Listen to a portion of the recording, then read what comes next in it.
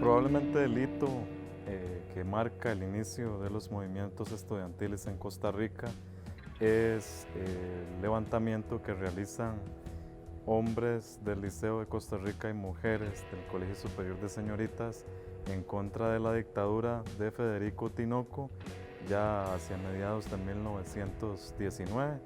Ese evento se va a repetir en alguna medida más de 20 años después, en 1942, cuando una serie de movimientos de jóvenes entre el 42 y el 43 se desarrollaron en un intento por parar una reforma electoral que quería desarrollar el gobierno de Calderón Guardia para poder reelegirse en 1944 consecutivamente, algo que prohibía la Constitución. Muchos líderes importantes políticos que van a aparecer luego en la década del 50 salen de estas manifestaciones, por ejemplo Rodrigo Facio Brenes. Luego hubo manifestaciones contra la llegada al país de John F. Kennedy, pero principalmente los jóvenes universitarios apoyaron esta visita frente a algunos pocos que ya se manifestaban inconformes con la intervención de Estados Unidos en América Latina. Es como el germen de lo que ocurrirá en 1970, en abril de 1970, cuando jóvenes de las universidades de Costa Rica y la universidad principal del país en ese momento se levantan junto con estudiantes de secundaria en un intento por frenar la aprobación de los contratos de explotación de bauxita en el sur del país, que pretendía llevar adelante la compañía estadounidense Alcoa. Este es un evento que efectivamente ha jugado un papel importante en las luchas juveniles, en el recuerdo de las luchas juveniles. Y a finales de los 80s, principios de los 90s ya comienzan a haber manifestaciones universitarias contra las reformas al Estado costarricense que se están desarrollando y que se conocen como la reforma neoliberal. Este sustento se vuelve a utilizar a principios del siglo XXI en las grandes movilizaciones que desarrollan jóvenes estudiantes de secundaria y universitarios contra la aprobación de lo que en su momento se llamó Combo ICE, este intento por privatizar las telecomunicaciones del país. Durante el periodo 2006-2010 y luego 2010-2014, que son 8 años del Partido de Liberación Nacional, una serie de movimientos juveniles, primero en contra del Tratado de Libre Comercio, luego a favor de el referéndum, apoyando el no, y luego contra el gobierno de Oscar Arias, que lo hace terminar un poco desprestigiado, y sin duda durante todo el gobierno de Laura Chinchilla. Así que en la larga duración el movimiento estudiantil en Costa Rica ha tenido varias etapas, pero ha manifestado momentos de mucha virulencia, especialmente cuando se le ha vinculado con transformaciones y crisis políticas.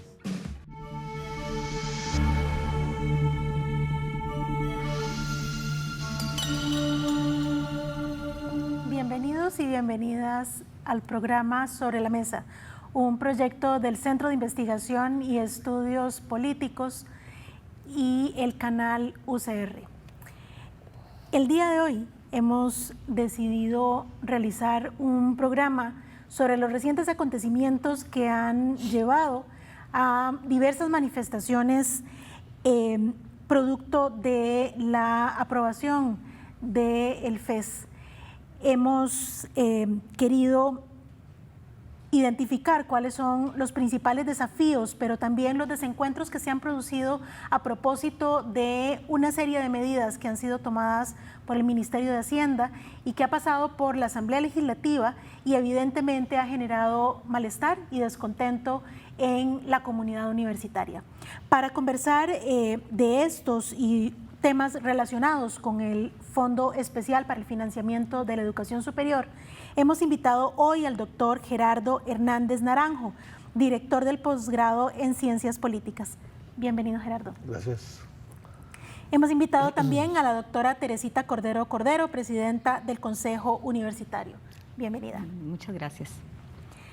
También contamos con la presencia de Paula Jiménez Fonseca. Ella es estudiante de Ciencias Políticas y representante estudiantil ante el Consejo Universitario. Muchas gracias.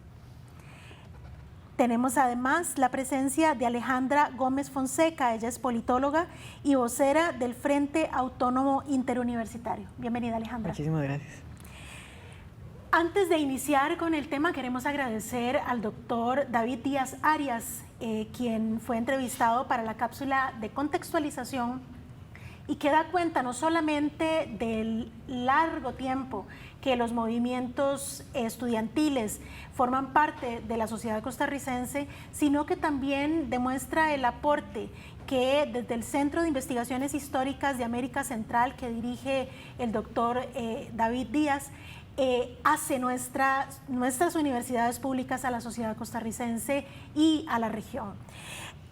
Para empezar, para contextualizar de qué va esta discusión y por qué ha generado en los distintos medios de comunicación las ganas de saber, ¿verdad? Pero también de comentar y de analizar qué es el Fondo Especial de Financiamiento de las Universidades Públicas, que además está garantizado por el artículo 85 constitucional.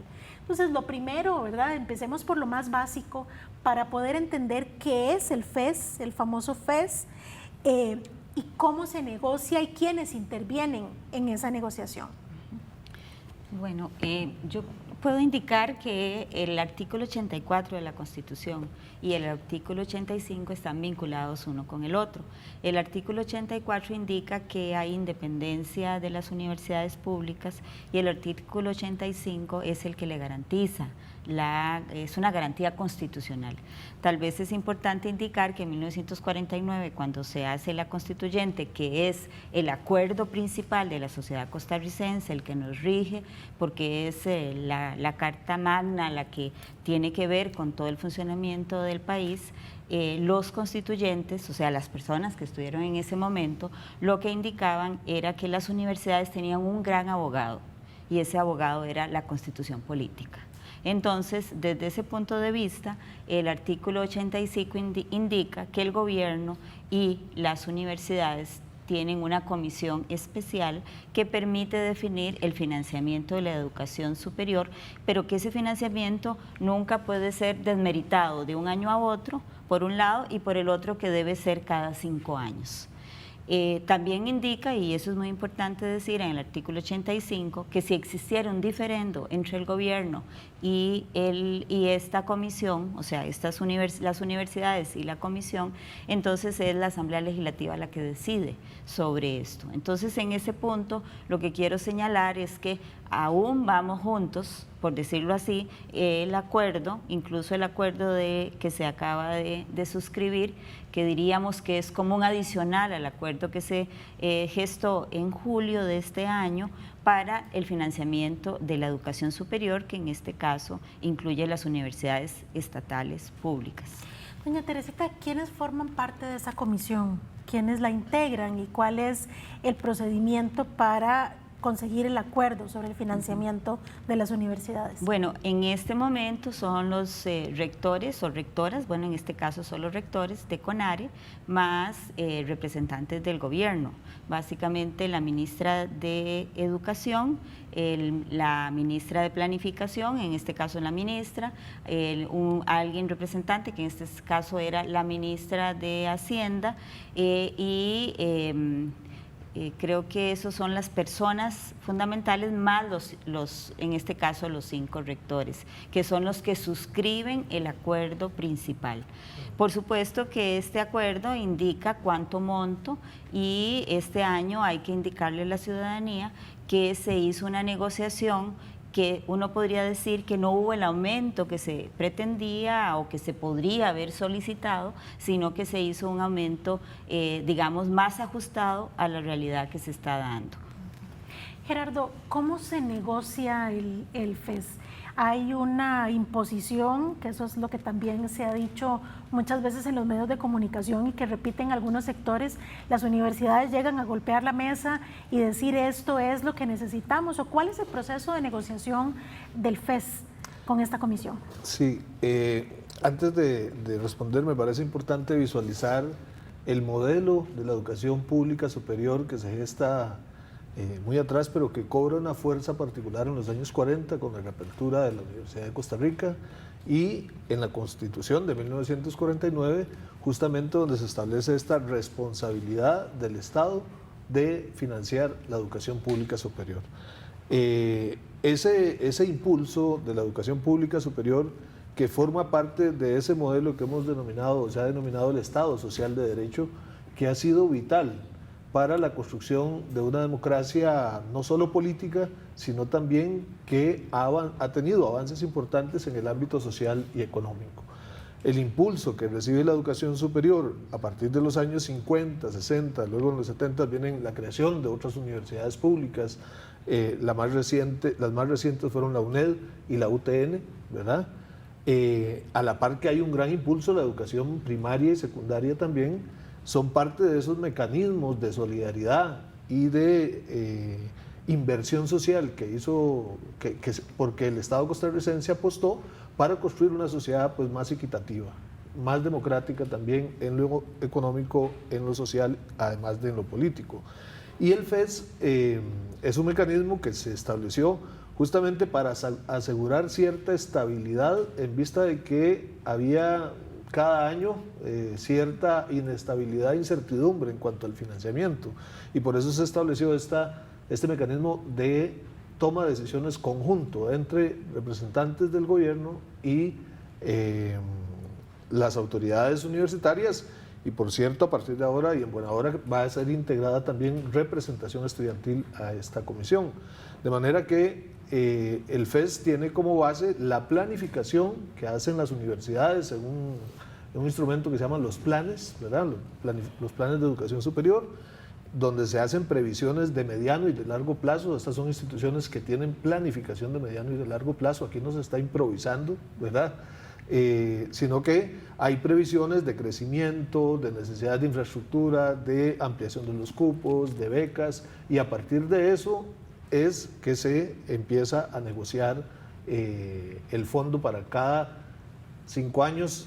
Esa era la idea, pero hace ya tiempo hemos entrado en una situación donde eso se ha tenido que venir a negociar cada año, y eso ha generado mucha inestabilidad e incertidumbre para el desarrollo de las universidades públicas. Me parece importante como elemento histórico traer a colación de que hace 28 años, en 1991, el 1 de noviembre de 1991 se dio la renuncia del ministro de Hacienda, Telmo Vargas, justamente en el contexto de un fuerte cuestionamiento que vino de este ministro y de ese gobierno a la educación pública superior, que generó una gran movilización de las comunidades académicas con apoyo de sectores sociales y, entre otras cosas, produjo la renuncia del ministro de Hacienda de ese momento. 28 años después, y por esta misma época de aguaceros, tenemos una nueva confrontación de gobierno, en este caso en las manos de la ministra de Hacienda, exministra hoy, doña Rocío Aguilar, y el sistema de la educación pública superior. Y bueno, y tenemos también una renuncia en ese contexto. Vamos a hablar sobre el detonante de estas manifestaciones y sus consecuencias cuando volvamos de una pausa. Ya regresamos.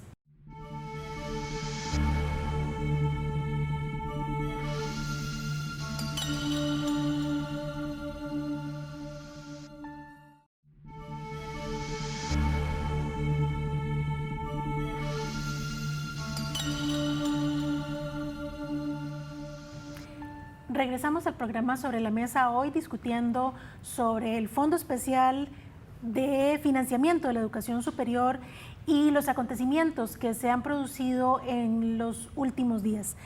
En julio de 2019, los rectores y esta comisión que analiza el financiamiento de las universidades públicas toma un acuerdo en el que, entre otras cosas, se comprometen las partes no solamente a abrir más espacios para el tema de los cupos, para asegurarse las becas que se van a otorgar a los estudiantes, la diversificación también de la educación superior a partir de la regionalización, y como uno de los puntos que tiene que ver con el presupuesto, dice, y voy a citar textual: las instituciones de educación superior universitaria en su conjunto realizarán en 2020 una inversión de capital de 70.000 millones de colones. En ese momento, esa inversión quedó establecida en el acuerdo firmado, ¿verdad?, por los integrantes de la comisión.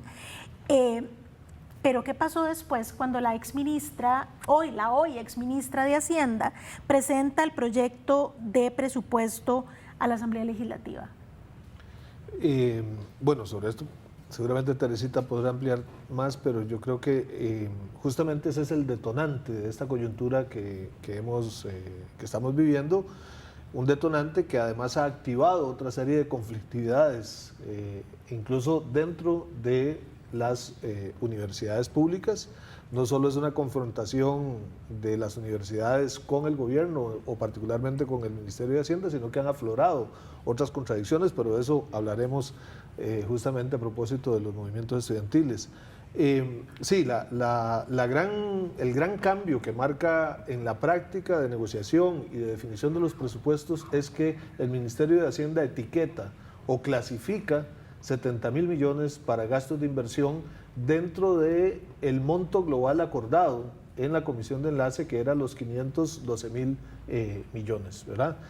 Históricamente lo que se ha hecho es que el gobierno le transfiere e incluye en el presupuesto la partida general global sin ninguna clasificación, porque se asume que en el marco de la Constitución y de la legalidad y de la jurisprudencia que acompaña los artículos 84 y 85 de la Constitución Política, con resoluciones de la Sala Cuarta, le corresponde a las universidades definir la clasificación, es decir, programar cuáles son las partidas y la distribución de los recursos según los planes de desarrollo que tengan las universidades y según los presupuestos que anualmente aprueban los consejos universitarios. Pero eso es una potestad constitucionalmente garantizada a las universidades, y el error, vamos a ponerlo entre comillas, del Ministerio de Hacienda que desencadena todo esto o la transgresión, diría yo, del Ministerio de Hacienda,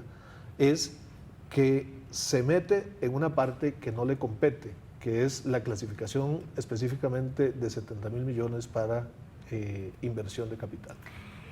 Se dice que fue una interpretación errónea del Ministerio de Hacienda, pero pareciera también, que es lo que algunos sectores dentro de la universidad plantean, es que pareciera que es parte de una estrategia para debilitar a las universidades públicas y de alguna manera atacar la autonomía vía la introducción de algunas reformas. Pero vamos a ver en este momento una cápsula donde el doctor Alberto Cortés Ramos, que es profesor catedrático no solamente de Ciencias Políticas, sino también de la Escuela de Geografía, nos da una explicación de las reformas que han intentado ser introducidas vía, digamos, sugerencias presupuestarias y que tienen una intencionalidad. Vamos a ver la cápsula.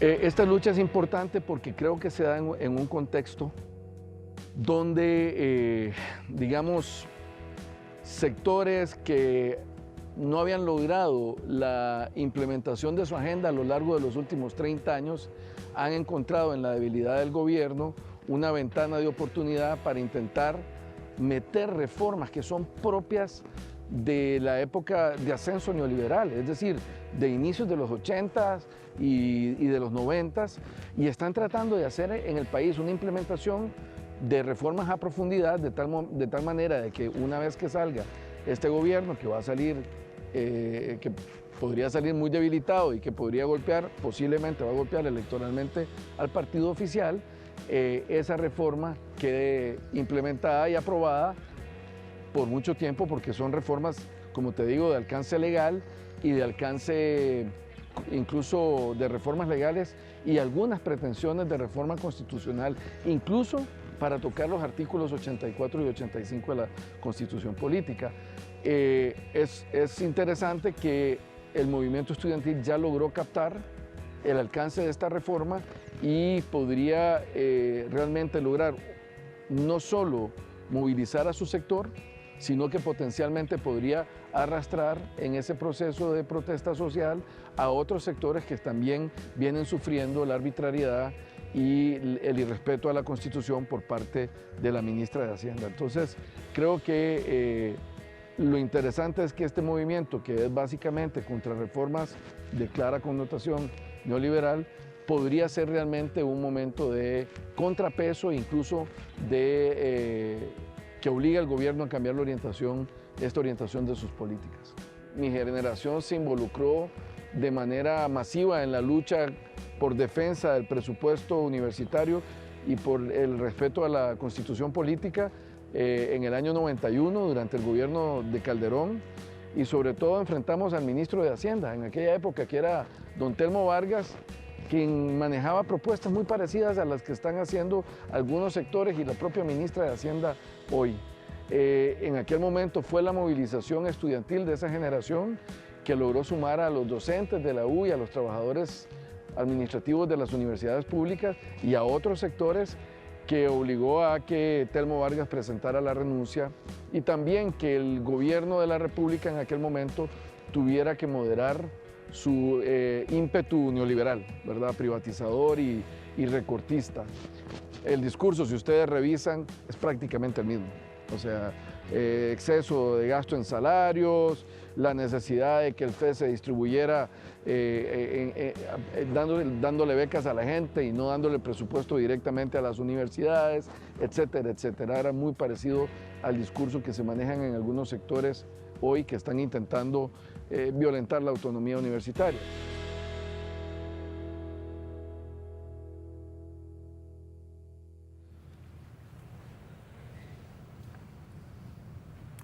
Alejandra, ¿existe una estrategia para debilitar a las universidades públicas? Bueno, yo creo honestamente que esta estrategia la hemos visto no solo ahora, ¿verdad? Hemos visto desde hace años, incluso recuerdo cuando se pasa de una negociación quinquenal a una negociación anual, ¿verdad?, que disminuye considerablemente el crecimiento que se tenía en el presupuesto universitario, ¿verdad?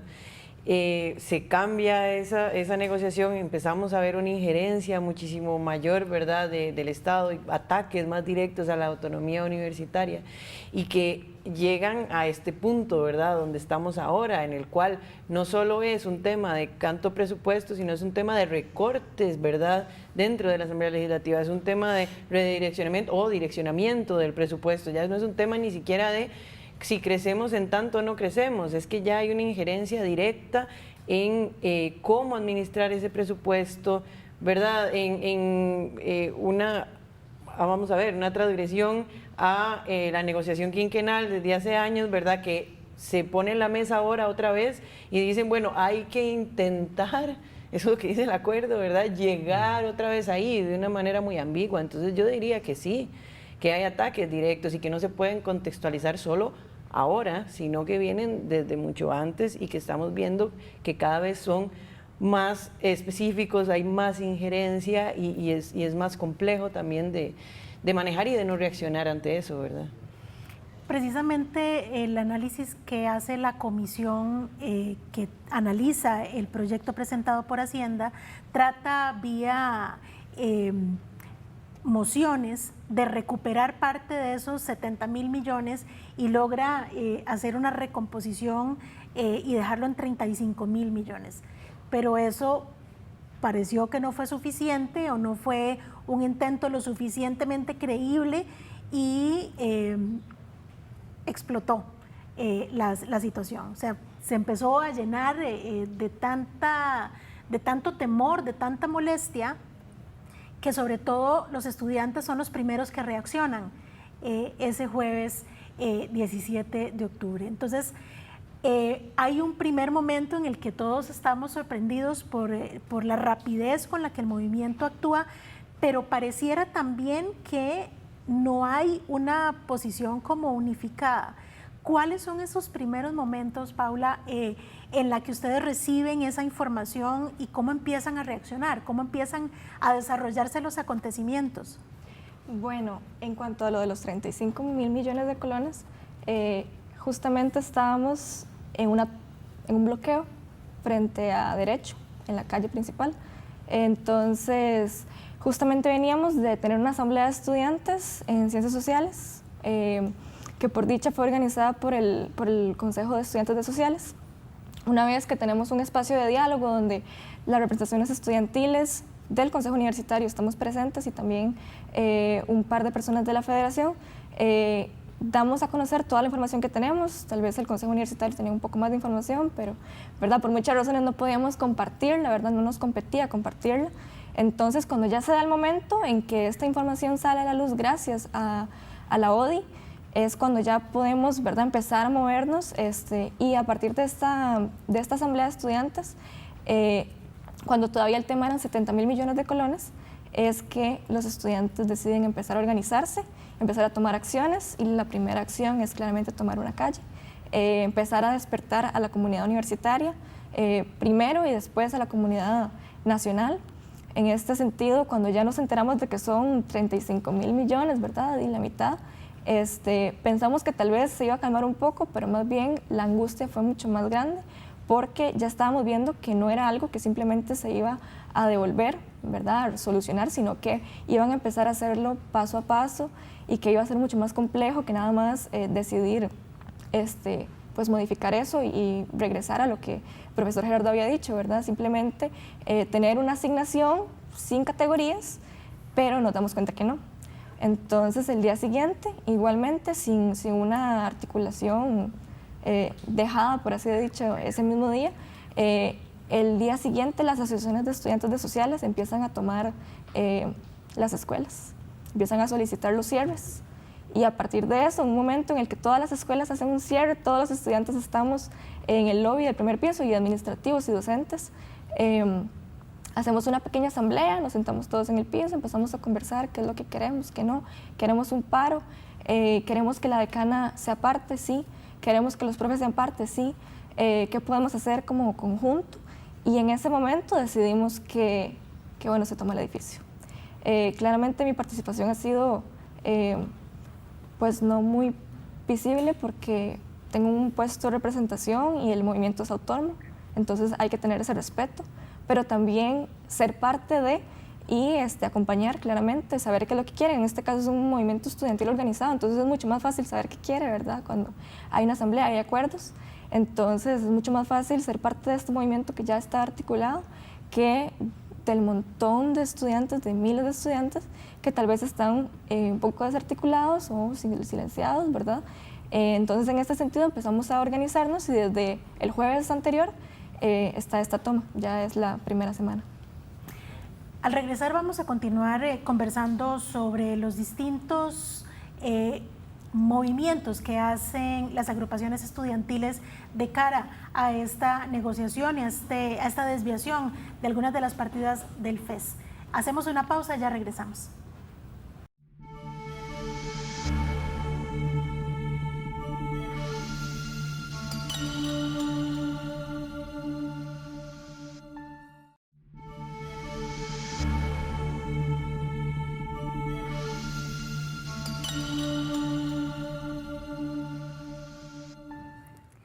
Alejandra, Paula nos contaba ahora de este movimiento que empieza a gestarse luego de conocerse cuáles habían sido las modificaciones en la comisión, en la Asamblea Legislativa. Pero adicionalmente a lo que están haciendo las asociaciones y las federaciones, cada uno en su espacio, surge el llamado Frente Autónomo Interuniversitario. ¿Cómo surge este frente? ¿Cuáles son esas primeras medidas que deciden tomar? ¿Y por qué en apariencia, al menos lo primero que se empieza a saber, es que empiezan a separarse de lo que están haciendo las asociaciones en los diversos espacios de la universidad? Bueno, sí, evidentemente nacemos pues a partir de este contexto, ¿verdad?, que ya se explicó. Hay que recordar también que la primera toma que se hace es en la sede del Pacífico, ¿verdad?, que se hace desde el miércoles, de hecho. Ya ahí evidentemente hay un movimiento, ¿verdad? Ya sabemos que hay estudiantes que se están organizando, que están en desacuerdo, que están empezando a ver, y además los estudiantes y las estudiantes más vulnerables, ¿verdad?, que son las sedes y los recintos.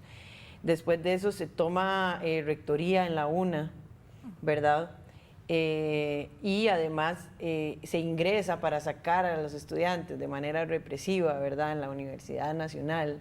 Y a partir de eso también, y también en respuesta no solo a ese contexto, sino también a las medidas que se estaban tomando para reprimir a la comunidad estudiantil, muchos estudiantes de las carreras de ciencias sociales dicen, no, hay que hacer algo, esto no puede estar pasando, no puede ser que tengamos, o sea, que nos digan, hay que preocuparse, las universidades van a tener cierres técnicos, ¿verdad? Hay una injerencia directa, una transgresión a la autonomía universitaria, y reaccionamos y también hay represión, entonces empezamos como a articular, se hace la toma de sociales, se hace la toma en educación, ¿verdad? El movimiento estudiantil empieza a articularse de manera muy orgánica, ¿verdad? Se toma en Occidente, en Liberia, en Tacares, la sede de Pérez Celedón, de la UNA también se toma. Empezamos a ver todos estos movimientos también de solidaridad con la situación, ¿verdad?, pues lo que podía llegar a afectar a las universidades y, como digo, sobre todo a las poblaciones más vulnerables, ¿verdad? El tema de los presupuestos de sedes y recintos es un tema de hace mucho, se intentó pasar una ley, se vetó, por cierto, para que no se disminuyera precisamente el presupuesto que se le asigna a los sedes y recintos. Entonces, en todo esto lo que muchos estudiantes pensamos fue, ok, esto es orgánico, esto no nace necesariamente de la Federación de Estudiantes, evidentemente, sino que nace pues de todas las estudiantes y los estudiantes. Sí destacar que por lo menos en ciencias sociales son las escuelas y las asociaciones estudiantiles las que cierran las escuelas, ¿verdad?, las que se piden el cierre de las escuelas, y de ahí el movimiento se une también, empiezan a cerrar escuelas, es decir, las asociaciones también han tenido un papel y han jugado un rol en esta lucha, y muchas asociaciones todavía están, ¿verdad?, la gran mayoría dentro del frente y dentro de la toma, ¿verdad?, de las diferentes tomas. Sí hay una separación clara con las federaciones, con las juntas directivas de las federaciones estudiantiles, ¿verdad?, porque dan la espalda a este movimiento. Recuerdo incluso que se le da espacio a la Federación de Estudiantes de la Universidad de Costa Rica en la toma para hablar, para conversar, y se rechaza ese espacio. Entonces, obviamente, eso genera mucho descontento con las representaciones institucionalizadas, ¿verdad?, que tenemos las y los estudiantes dentro de la universidad. Pero esto es algo muy orgánico que nace desde la coyuntura, pero que también tiene mucho, ¿verdad?, que es un crecimiento de muchas molestias y muchos reclamos que se han tenido y que tal vez no se han escuchado, pero también, y eso es muy importante, en defensa de la autonomía de la educación pública. O sea, hay dos niveles aquí, hay un tema de discusión interno de la universidad que se tiene que tener y que se tiene que reflexionar, y eso está muy bien, ¿verdad?, en temas de transparencia, ¿verdad?, pero además que evidentemente hay una transgresión a la autonomía universitaria y que hay que defenderla, y eso tiene un contenido histórico y político, ¿verdad?, no es antojadizo. Entonces, por ahí empieza esta articulación, y bueno, ahora estamos donde estamos. Se convoca la marcha el pasado martes 22 de octubre, se llega a Casa Presidencial y ingresan los rectores y los presidentes de las federaciones. ¿Cuáles son las implicaciones del acuerdo al que finalmente llegan luego de 6 horas, 7 horas de estar en casa presidencial discutiendo. Escuché a algunos de los rectores decir, le explicamos al presidente cuáles eran las razones por las que estábamos en la calle, defendiendo la autonomía, sí, pero también sobre todo la necesidad de contar con un presupuesto que nos permita operar. ¿Cuáles son esas implicaciones de ese acuerdo firmado el martes pasado, doña Teresita? Bueno, yo primero quiero indicar que, y lo he dicho en otras ocasiones, que para mí esta situación era innecesaria. ¿Por qué? Porque el gobierno de la República, a través de su Ministerio de Hacienda, cuando condiciona 70.000 millones de colones para inversión de capital, le quita los recursos y los define solo para esa inversión de capital y nos deja a nosotros con gastos que no se pueden establecer o con lo que llamamos operativamente cotidianamente. Yo quiero indicar que cuando, entiendo, los rectores firmaron la cláusula que usted leyó al inicio de los 70.000 millones, es porque las universidades tenemos construcciones que están en proceso o licitaciones que están en proceso, que para nosotros son fondos que no se pueden gastar en un año y entonces quedan para el siguiente año, y eso le llamamos superávit específico o superávit comprometido. Y también inversiones de alta tecnología para comprar un equipo muy sofisticado que puede valer muchos miles de millones de colones.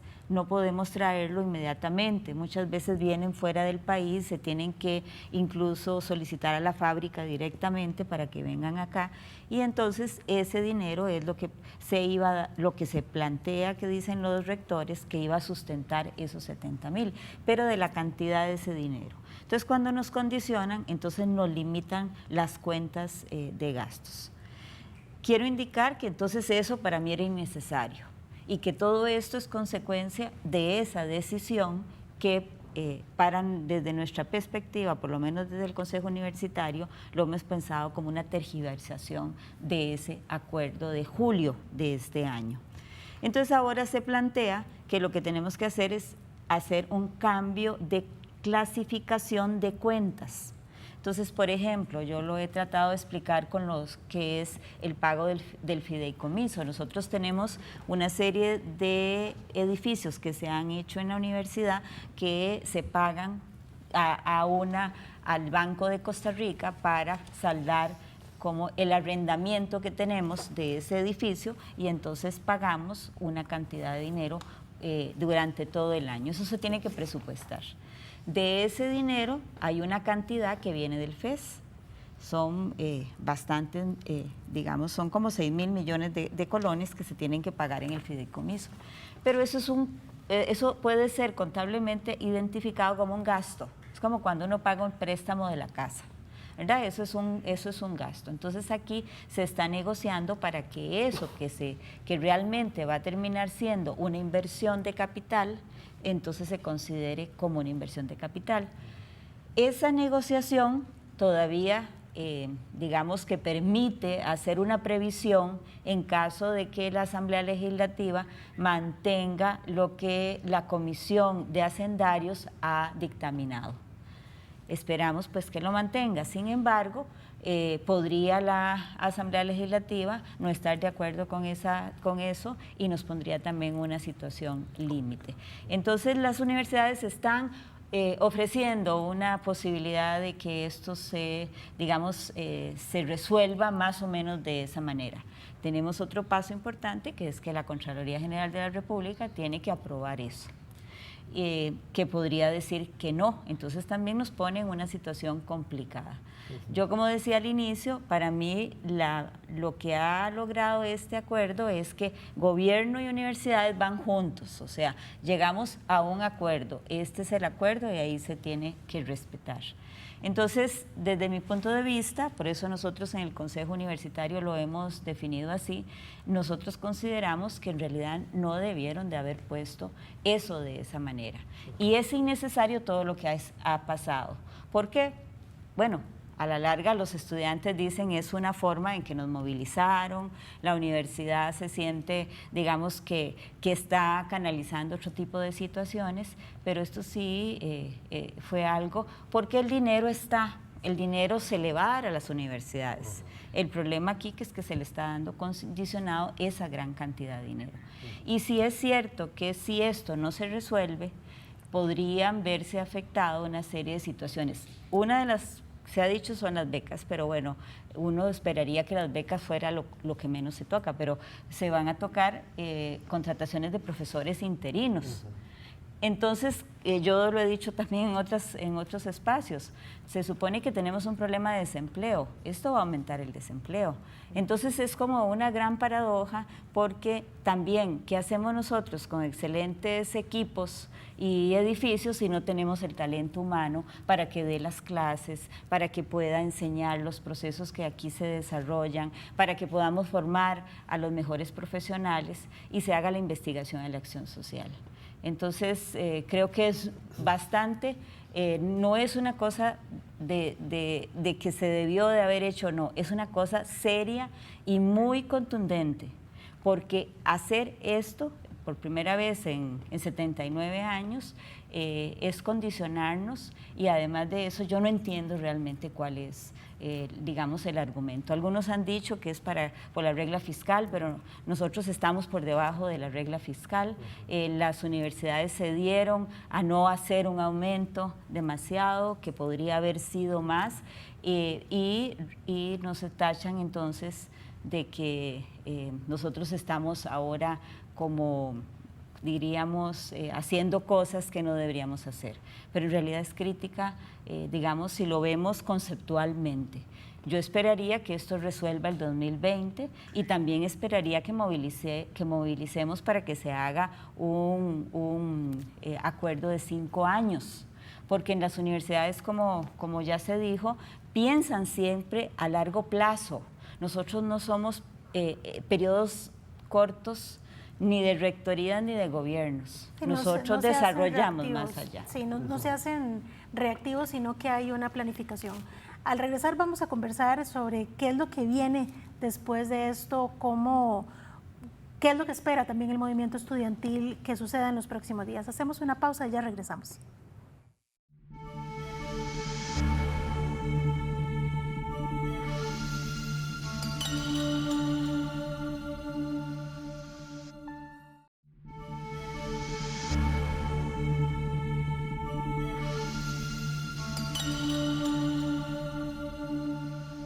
Regresamos al programa Sobre la Mesa, hoy discutiendo sobre el FES y el movimiento estudiantil y todo lo que ha provocado la discusión y las manifestaciones de los estudiantes.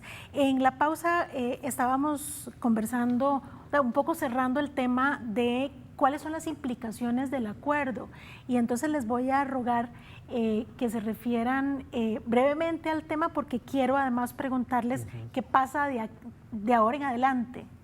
Bueno, yo quisiera resaltar y recalcar que el acuerdo del 22 tiene un elemento político de mucho peso, y es que en ese acuerdo se le dice a Rocío Aguilar, ministra de Hacienda: usted no tiene la razón. Usted transgredió el artículo 84, el artículo 85 y la jurisprudencia relacionada con el financiamiento de las universidades públicas, cuando en el punto número 1 del por tanto, las partes, y esto dice, incluye al presidente de la República, que estuvo en la negociación, el ministro de la Presidencia, la ministra de Educación, y no sé cuáles otras autoridades estuvieron ahí, de parte del gobierno, ¿verdad? Estaban los rectores y estudiantes, pero de parte del gobierno le dicen a la ministra: usted no tiene la razón y usted cometió un grave error al clasificar los 70.000 millones como gastos de inversión, porque transgredió la legalidad y el marco jurídico en el cual se da el financiamiento de las universidades. Me parece que ese es el punto políticamente más fuerte. Decir que la ministra de Hacienda cometió un grave error al hacer eso, y que fue lo que generó toda esta situación. Lo otro, las condiciones de la reclasificación de partidas para ajustarse a los 35.000 millones, y eso puede ser una línea de trabajo y así están actuando las universidades, pero yo sí quisiera decir que no elimina los riesgos, ¿verdad? El presupuesto queda tal cual en la Asamblea Legislativa, y en la Asamblea Legislativa puede pasar cualquier cosa. Puede ser que se vuelva a los 70.000, puede ser que se sostengan los 35.000, o incluso pueden intentarse mociones que recorten partidas o más el FES, como se hizo el año pasado, ¿verdad? Alrededor de eso hay un litigio todavía pendiente, y sabemos que hay sectores de la Asamblea Legislativa que están en esa línea. Pasar recursos de la educación superior a las asociaciones de desarrollo, como lo ha planteado de manera muy populista e irresponsable el diputado Pedro Muñoz, ¿verdad? Que no le fue aprobado en la comisión, pero podría hacer todavía intentos en el proceso parlamentario. De manera que yo creo que es importante que las comunidades y todos los sectores, movimiento autónomo, movimiento estudiantil formal, federaciones, asociaciones, escuelas, estemos alertas y muy atentos a lo que va a suceder en la Asamblea Legislativa con el presupuesto, porque los riesgos no se han acabado y debemos, ojalá, sostener un movimiento fuerte de presión hacia la Asamblea Legislativa, ojalá para que se enmiende el grave error cometido por la ministra y se aseguren los 70.000 millones. Y si no, para que se afecte lo menos posible el financiamiento de las universidades públicas. Paula, Sí, yo también. Yo quisiera agregar algo justamente con lo que estaba diciendo el profesor Gerardo, y es que esto realmente es un acuerdo, bueno, una serie de acuerdos que son más que todo políticos y no necesariamente de que sean acciones concretas. Y creo que esa es la más grande crítica que podemos hacer. Como estudiante, como representante estudiantil, como miembro del Consejo Universitario, como politóloga, son un montón, ¿verdad? Una serie de investiduras tal vez con las que veo que realmente esto no significa nada. El único acuerdo que aquí realmente dice algo es el de agregar a una representación estudiantil, que es algo que la federación viene luchando, no esta federación, sino 5 o 6 años de federaciones que han estado luchando este acuerdo, y que incluso se acuerda esto y queda incertidumbre porque no estamos hablando de cómo se escoge a esta persona, no estamos hablando si va a ser democrático, no estamos hablando de una por cada universidad pública, que es como debería ser, al igual que los rectores, pero esto no llega a afectar de ninguna forma a la Asamblea Legislativa. Entonces, realmente ahí nos queda la duda de ¿para qué? ¿Para qué tantas horas? ¿Para qué ingresar las federaciones que saben que en este momento no tienen apoyo de los frentes autónomos, del Frente Autónomo Interuniversitario, ¿verdad? Entonces, no solamente es la validez de los acuerdos, sino la validez de las personas que están ahí enfrente. Hay que considerar que, por ejemplo, el movimiento también está pidiendo la renuncia de 2 rectores. Entonces, esos 2 rectores que ingresaron y también tomaron acuerdos, estaban representando realmente a este grupo de personas, ¿verdad? Son una serie de cuestionamientos que nos hacen ver que tal vez esto no fue realmente un paso hacia adelante. Tal vez fue político, fue un discurso, fue agradable. De cierta forma también es una justificación a la represión, porque vemos que, bueno, ya hay un acuerdo. Entonces, todos los estudiantes devuélvanse a sus casas, a sus aulas. 200 antimotines a la 1. Exactamente. Ese mismo día acabamos de tener un acuerdo. Yo vivo en Heredia, pasé por esta zona, ya tienen una vía abierta y son una cantidad demasiado pequeña de estudiantes rodeada por policías, ¿verdad? Es una situación bastante injusta y bastante violenta por parte del gobierno. Y ¿verdad? Con más razón nos dice entonces dónde está la negociación pacífica de la que se habló durante 6, 7 horas y que está escrita en un papel pero no se ven acciones. Sí. Alejandra, Paula acaba de decir, de mencionar algunos elementos que pesan evidentemente en que el edificio de Ciencias Sociales, por ejemplo, se mantenga tomado, que estudiantes y además profesores también estén en los alrededores y dentro del edificio de la Rectoría en la Universidad Nacional, ¿Qué es lo que hace falta para deponer el movimiento? ¿Cuáles son las acciones que están esperando más allá de retirar a los antimotines, más allá de cesar la represión? Porque es muy violento lo que hemos estado viendo en los medios. Es muy violento, es muy injusto, como decía Paula. Es indignante, honestamente. ¿Cómo puede ser que usted tiene, en teoría, representaciones, ¿verdad?, como los rectores, que llaman a movilizar, porque eso es lo que hicieron, llamar a movilizar y después reprimen en un acuerdo sin una representación, o sea, con representaciones estudiantiles que están invalidadas, ¿verdad?, que no son quienes tienen las tomas en todos en los diferentes recintos o edificios de la Universidad de Costa Rica, que firman algo donde sabemos que no hay certeza en lo más mínimo, y ya lo mencionaron aquí, no solo, ¿verdad?, nosotras, sino que no hay certeza por lo que diga Contraloría, no hay certeza porque dicen, sí, vamos a respetar la autonomía. ¿Cómo? Si de por sí eso sigue, a ver, ni siquiera comprometieron los votos de su partido político en la asamblea para decir vamos a pelear para que eso no pase, ¿verdad? Ni siquiera tenemos algo concreto en ese sentido. A nosotros nos dan este acuerdo y lo que pensamos es, esto no nos dice nada. No se habla de sedes y recintos, que es una de las grandes demandas que tenemos, ¿verdad? No se dice que no se va a afectar el presupuesto de sedes y recintos. Han tenido cierres de carreras, tienen peligro de cierres de otras carreras únicas en sedes y recintos, ¿verdad? Estamos hablando de algo muy complejo que no se está tomando acciones, y este acuerdo, digamos, no toma ninguna acción para resolver, ¿verdad?, ni para garantizarnos nada. Entonces seguimos con las mismas demandas y ahora las intensificamos, porque tras de eso nos reprimen, tras de eso terminan invalidando y deslegitimando, o intentan deslegitimar un movimiento muy legítimo que nace, que es orgánico, que nace de muchísimas estudiantes y muchísimos estudiantes, y que por eso se mantiene. Hemos escuchado muchísimo en prensa, y si uno lee los comentarios de muchas personas, dicen, bueno, pero ya está ese acuerdo, ¿por qué están ahí? Porque no hay garantía de nada, no se solucionó, no hay soluciones, y porque también tenemos que ser críticos y críticas con lo que pasa dentro de la universidad, y tenemos que ser exigentes con esa transparencia y cómo se manejan los fondos, y el tema del interinazgo, 65% aproximadamente, si no me equivoco, según Vicerrectoría de profesores y profesoras en la Universidad de Costa Rica son interinos e interinas, ¿verdad? Todos estos cuestionamientos los seguimos teniendo, no se han resuelto. Voy a señalar que se ha hablado con la decana de Ciencias Sociales, se ha establecido con el Consejo Asesor de Facultad negociaciones, están hablando, estamos conversándolo, ¿verdad? Es decir, estamos muy abiertos al diálogo, y tenemos también exigencias directas a Rectoría, tenemos una exigencia directa de renuncia de Henning Jensen y de Alberto Salón, porque evidentemente nos han traicionado y porque además han vuelto la opinión pública en contra de nosotros. Primero sí los necesitamos, y ya después, cuando nos parece que no, entonces los vamos a reprimir, y eso es una barbaridad. Entonces aquí seguimos. En 30 segundos, Gerardo. No, yo creo que, como decía al principio, han aflorado muchas contradicciones. Hay contradicciones fuertes entre el sistema de educación pública superior y el enfoque que este gobierno le ha dado a la política fiscal. Esto es un capítulo más de la gran contradicción que se evidenció el año pasado alrededor de la discusión del plan fiscal, ahora específicamente sobre las universidades.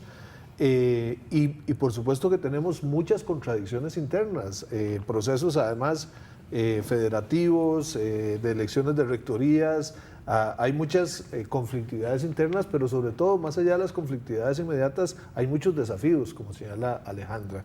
Tenemos que pensar efectivamente en cómo construimos una universidad más equitativa, más accesible, cómo se resuelven una serie de situaciones que se están dando en nuestra universidad en particular, no sé cómo serán las otras, pero sí quisiera decir que ojalá lo podamos hacer de una manera dialógica, donde nos reconozcamos todos los actores, porque si empezamos a deslegitimarnos unos a otros, eso lleva a la división y a la fragmentación y no nos permite avanzar. Pues esperemos tener la oportunidad de seguir reflexionando sobre este y otros temas. Definitivamente las universidades públicas deben ser fortalecidas. La sociedad costarricense es prueba de cada uno de los esfuerzos que hacemos desde cada una de nuestras casas de enseñanza. Nos vemos la próxima semana y agradecemos muchísimo su compañía aquí en Sobre la Mesa.